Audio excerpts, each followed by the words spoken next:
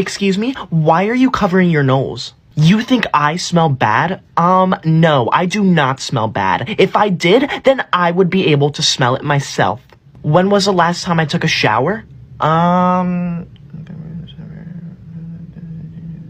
September 25th of the year 2018. Why haven't I taken one since then?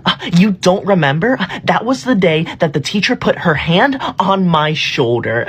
You're going to report me to the teacher for poor hygiene? Go right ahead, because it is not against the rules to have poor hygiene. What's that, miss? They just told you that I have not showered in 3 years? That would be 100% accurate. You want me to leave the classroom and not come back until I shower?